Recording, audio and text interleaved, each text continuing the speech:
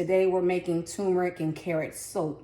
And as I was explaining to you before I ended the live, that I am using it's not really puree, but it is chopped finely carrot soap, because I do want some of the carrot in there for some exfoliation.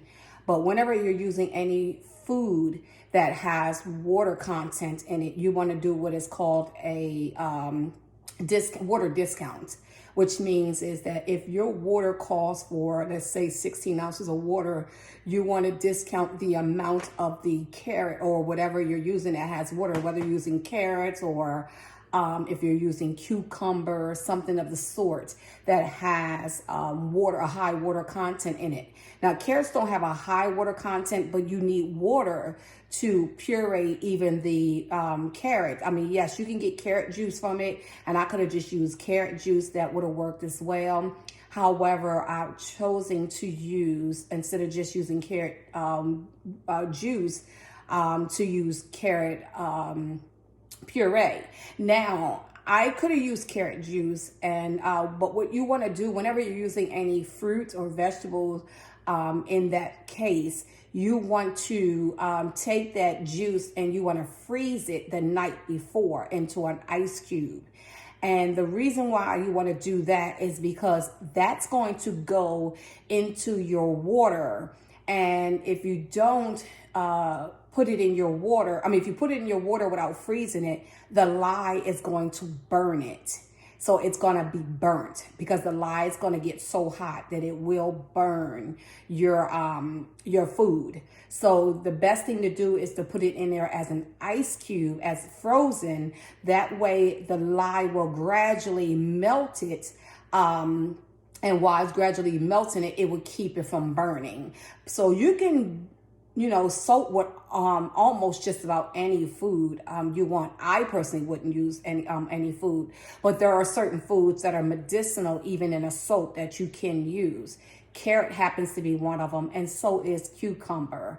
Other than those two water foods, I don't think I've ever used any other water food besides things like oatmeal. So I kind of stay away from using a whole lot of foods because, like I said, if you haven't been soaping for a while and you don't know what you're doing, you can actually, it doesn't saponify properly in the soaps. You can cause dangers to your customers. So I would stay away from that if I'm a beginner and just stick with the basics. So you see me with a lab coat on. This is my husband's old lab coat from one of his old jobs. And the reason why I put it on is because, as you've seen before I ended the live, I had on my workout gears because I'm about to do some workout. And when I'm mixing a lye, I don't want it to splatter on me. So I tend to try to use things that are long sleeves. And soon, hopefully, I'll be able to get my lab coats, and then I'll be able to embroider them myself now. Showing to still do my hats, but I'm going to do my own lab coats. And so, but I am going to get lab coats that match my business colors because, I like to wear my business name when I am on live or something that I made. But today I was like, I want to work out. Anyway, we're going to go ahead and get started. Remember, safeties first. I did, from the last live, I did go into my garage and I did find my 3M respirator. So I am going to put it on. It is going to be a little hard to hear me, but I am going to try to talk as loud as I can because I absolutely need this because I am an asthmatic. But first, let me just go ahead, let me just go ahead and put it on around my neck and go ahead and put this on. Again, have your gloves. There are some people that have gloves that come all the way up. They're not as comfortable to me to soap in. So I just rather wear long sleeves because you don't want that lye to get on your skin because it will eat at your skin. However, you can pour some vinegar on it right away. Even baking soda neutralizes the lye. You basically want to neutralize the lye and pour it on there right away. One of the things I did not remember to show you, I had it, but I did not remember to show you. I always have something, and you cannot use this for food anymore. This is strictly for lye. Typically what I do, since this is a new container, I'll write lye on it so I'll know that it was used in soaping, or I'll write soap on it. But this is water and vinegar, and what I use this for is to put my stick blender in there after I get done blending. Reason being is because you want to neutralize any soap that's on your stick blender and utensils right away, because even if you touch that after you get done soaping to go wash it, it can still burn your fingers. So we're going to go ahead and begin. As you know, I went on off camera before we even began. I went on and measured out my butters and oils, because my recipe is proprietary. I don't give measurements, but I am going to still do a class as soon as I find the cord to my camera, so that you can learn how to formulate your own soap, so you can make your own soap at home. And then for those who don't want to do that because they don't want to, deal with lye, my soaps will still be available for you on my website. And then I also measured out my lye and my water already. I thought I broke up all chunks. Because what I like to do is I like to shake up my lye bottle, because lye tends to clump up because of the moisture, depending on where your lye is kept. If it's not really kept in a real nice dry area, it can still condense into a little bit condensation on the inside. It won't mess with the lye, but it'll cause it to clump. I like to shake it. I did shake it, and you definitely want to shake it, making sure there's no crystals on the outside of the jar. You don't want to shake it in the presence of where any children or pets will walk. So please make sure that when you're shaking it, you're doing it in a safe place. It's best to do it over top of your sink, because lye is nothing but the same lye that you use as Drano. And what I did was I had a really, really, really old bottle, and we talked about this the last time. I still have it. It's pretty full. Because when I learned about it, I stopped using it, and I started getting some 99.9% lye. This is 100% Drano, which is still the same thing, 100% lye. You can use it to soap. It is an old school way to soap, but I personally don't like it. I don't know. I've never been through this. So I guess I kept it just for emergencies. I don't know. But I have used it in the drains, but that's just about it. But this is the I think it's called the Red Devil or something like that. But you can buy this on Amazon or any drugstore. Not drugstore, hardware store and things of that nature. You can buy that, and so it can work. But I would suggest that for the price that you pay for that, that's about, I think, $8-9 for how many ounces? It's a pound. That's what I thought. You can actually just $12 get a pound that is ethnically sourced. So I just rather do that personally myself. You see me spraying my hands. This is 100% alcohol, no water in it whatsoever. It is my alcohol bottle I use for everything. I use it for sanitizing and spraying the top of my soaps and all that good stuff. All right, let's go ahead and get started. I'm going to go ahead and put my respirator on. And we're going to go ahead and mix the lye. The reason why I'm not going to have my my oils and my lyes at the same temperature, because again, I have hard butters in here, and I want the heat from the lye to melt my oils. If you are a beginner, you do not want to do that. If you are a beginner, you want to heat up your oils, and we're going to do that one day as well. I'll show you that process. You want to make sure your oils and your lye solution are at almost the same temperature. So one can be 170, one can be 175, but you want them to be at the same temperature before you pour the lye solution into your oils. And you're going to always pour your lye into your oils, not your oils into your lye solution. Now, remember again, you're always going to pour your lye into your water, not your water into your lye. Reason being, that creates a volcanic reaction. Don't know why, but it does. I did try it outside one day, and it really does. So you always want to pour your lye slowly into your water. All right, so let's go. And remember, there's going to be fumes that's going to come up, and it is going to get hot. It will go up over 200 degrees.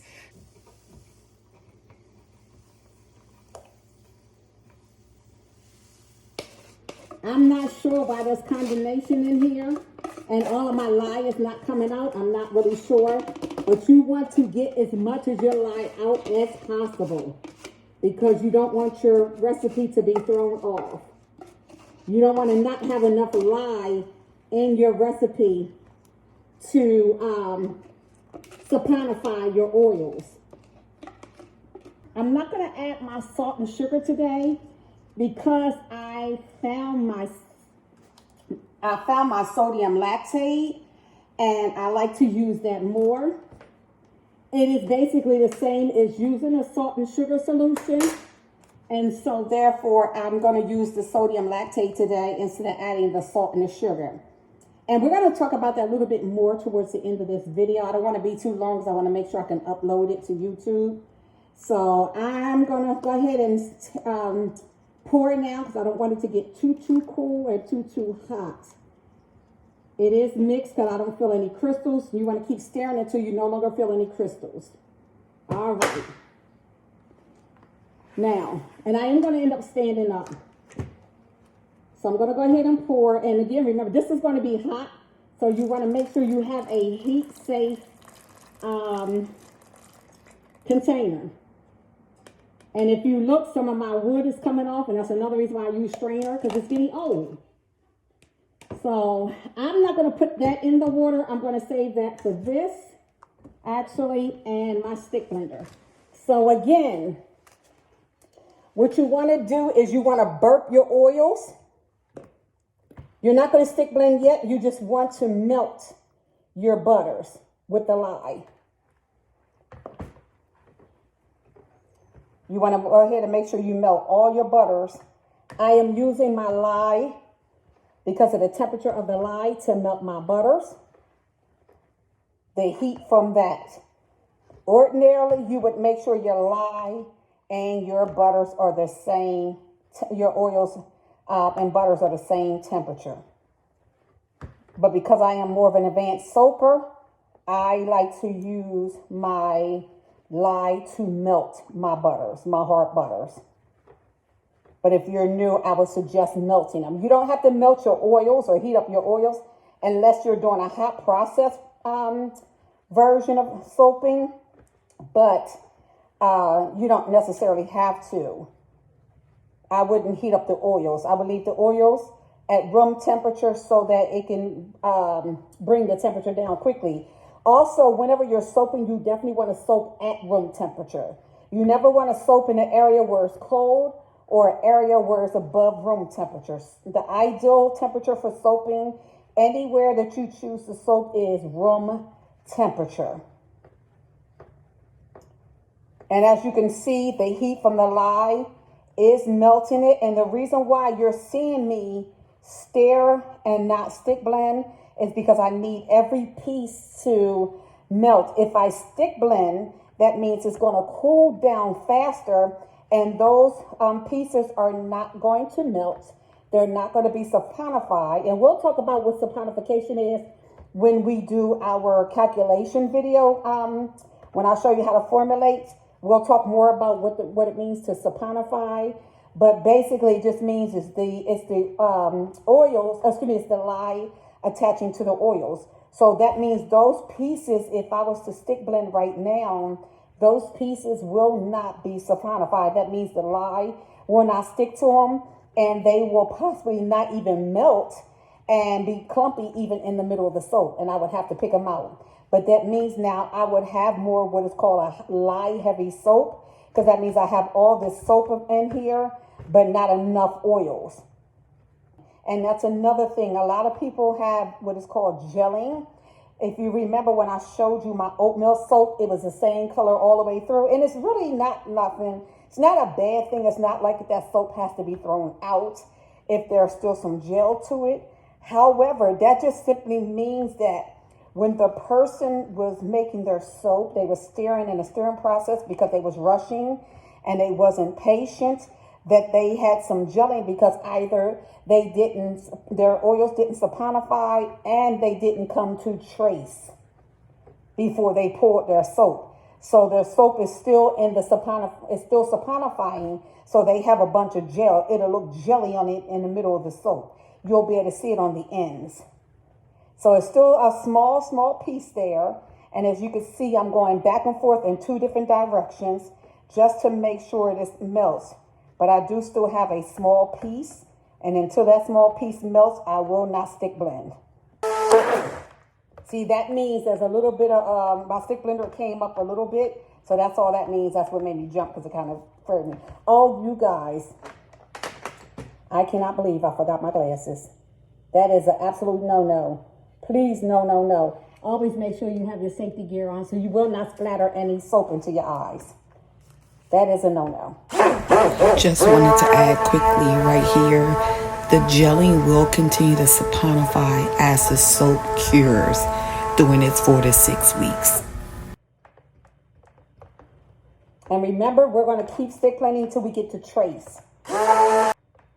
And one way to keep from burning out your stick blender, especially if it's not really a high power stick blender, is to give it a break.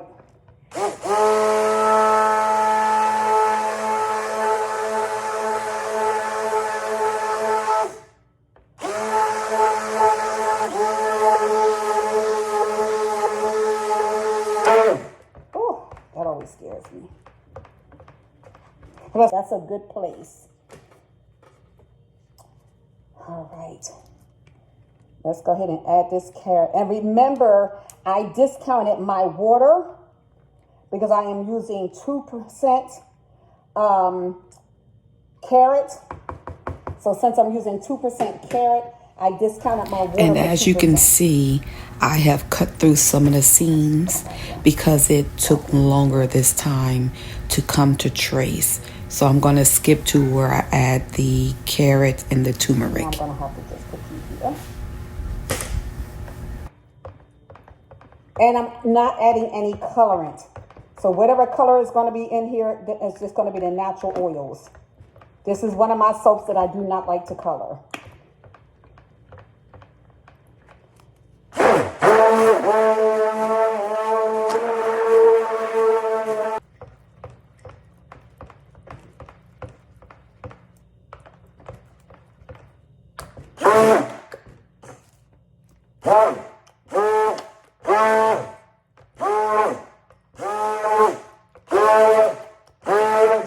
I'm blending all the pieces, even on the bottom and on the sides, just making sure that all the turmeric is blended in.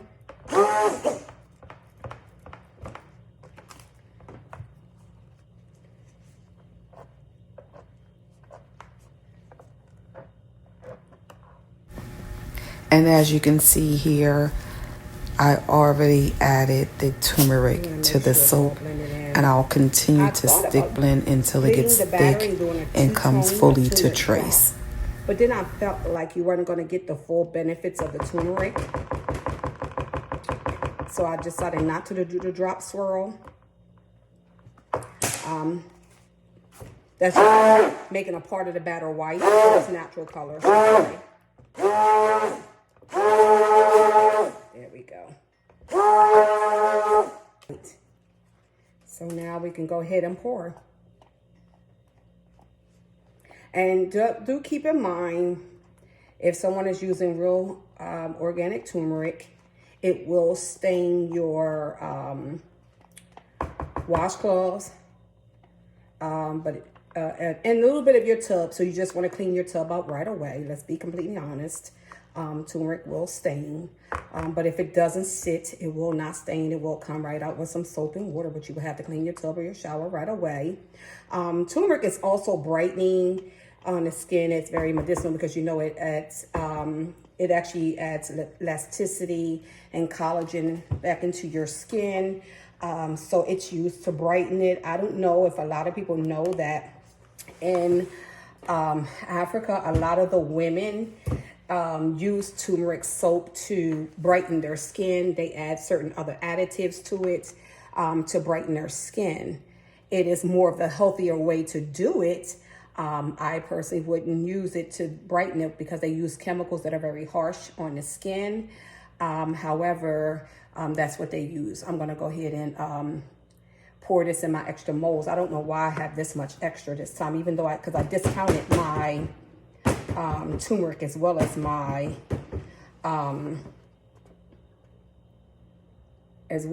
carrot juice. I shouldn't have had this much.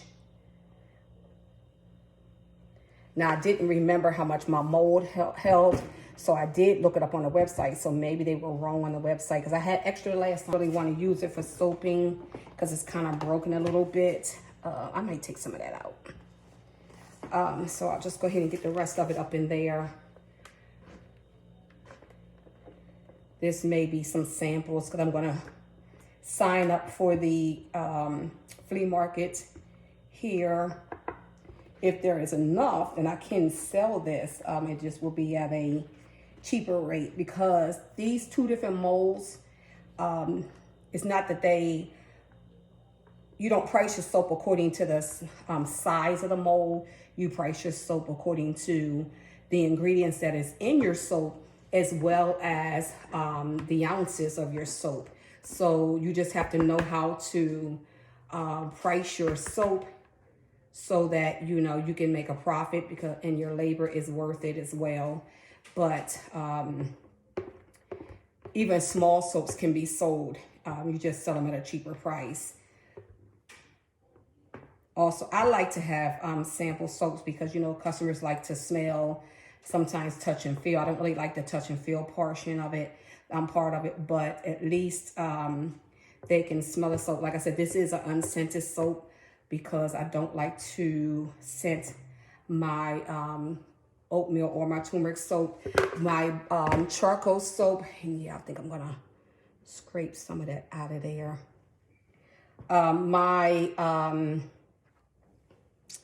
My charcoal soap will have a scent to it. I usually use tea tree. Tea tree works well with charcoal, and so I'll use tea tree in there as well as, that's still too much soap. A few other my soaps will have some scents in it. I'll do an oatmeal honey soap that will actually have a honey fragrance in it.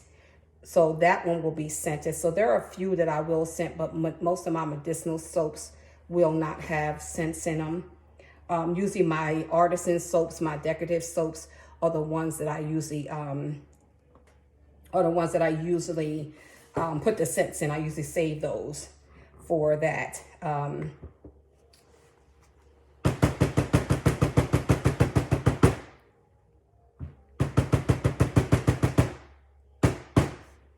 And remember, you always want to burp your soaps for any air bubbles that got in during the pouring of your soap making. You want to make sure that you get all air bubbles out.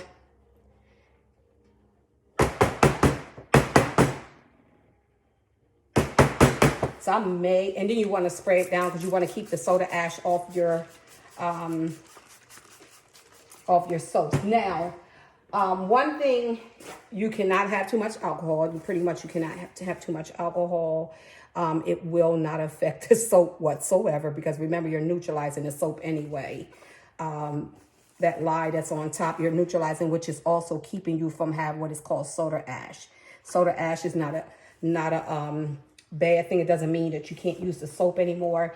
It's an aesthetic thing, and no one wants. And sometimes it can have a smell, so you don't want your customers having soap that has smells. I actually left I usually take a chopstick that I have just for soaping. I have one for soaping. I have some for soaping. I have some for candle making.